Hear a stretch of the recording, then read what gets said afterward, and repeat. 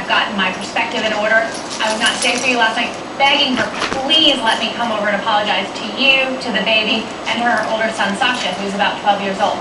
He sent a repeated text message over and over, are you there? Let me talk to you. Are they fixed? Meaning her teeth. She responded just one time, I don't want to see you. I'm hurting. I'm in pain. You can apologize another time. Again, he continued to beg her to see her, admitting that what he had done the day before was harmful to her. And you know what struck me? The word amends. Bethany Marshall, psychoanalyst, as a recovering addict, alcoholic myself, I know that is part of the 12 steps. We know he has an alcohol problem. The incomprehensible remorse that an addict feels the next day after a binge. He may very well be, along with being an alcoholic, a alcoholic. Jane, this is an egregious misuse of the phrase make amends. What this is the cycle of abuse. This is what abusers do.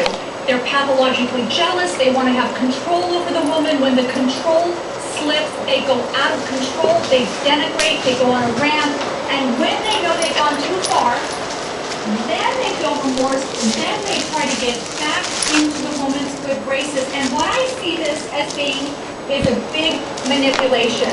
Why didn't he go to his therapist before? Why didn't he get on medication before? Why didn't he go to 12-step before so he would not abuse her to begin with?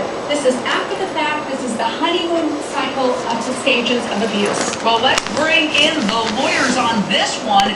This is a text message or a series of text messages purportedly, according to Radar Online, from Mel to Oksana the day after this monumental fight. Claims she was hit and her baby was hit, and it seems as if these are authentic, it's just more evidence piling up. Eleanor Odom, sex crimes prosecutor. You're exactly right, Jane, and it is just one good piece of evidence after another, and it's an escalating pattern of behavior. That's what's so interesting to me. And he so falls into that cycle of violence, that cycle of abuse, where there's the violent incident, and then, of course, there's the I'm sorry's, the making up, and the honeymoon phase, and building back up to another incident of violence. Natalie, Texas, your question or thought, ma'am? My question is, how old are these people showing her teeth? And also, wouldn't Mel Gibbs be able to testify on his behalf that he isn't a bad parent? Well, you bring up a very interesting point. Ellie Dostad, Nancy Gray's producer, there is another new report of a chair-throwing incident that purportedly involves one of Mel Gibson's chairs. Tell us about that. Right, that's right. Well, there's a report there that Mel Gibson allegedly threw a chair. Now, this is also from Radar. This happened back in December of '09. He apparently got mad, threw a chair through a glass window. Apparently, Oksana's mother was there. She ran into the room, went back, got one of Mel's sons. He came in, and apparently they both saw the aftermath of this incident. But it goes to the whole point of who is going to stand up for him. So if Mel Gibson's son saw this incident, he might actually be called to be a witness against his own father, Renee Rockwell. Absolutely, but why do we have to blame everything on Mel? Because if she's standing there putting up with it, she's feeding the fire.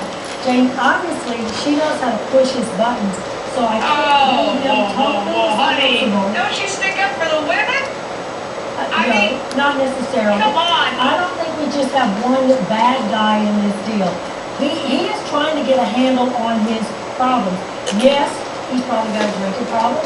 You should be one to know that it's always a good time to grab a hold of yourself and maybe try to make some changes, try to go and get some You know what, I don't know if he's a drunk or if he's a dry drunk. He's admitted to having a problem, but if you just get dry, you stop drinking without working on your spiritual program, it's not going to get you anywhere. It's going to turn you into Mel Gibson, if this in fact is Mel Gibson.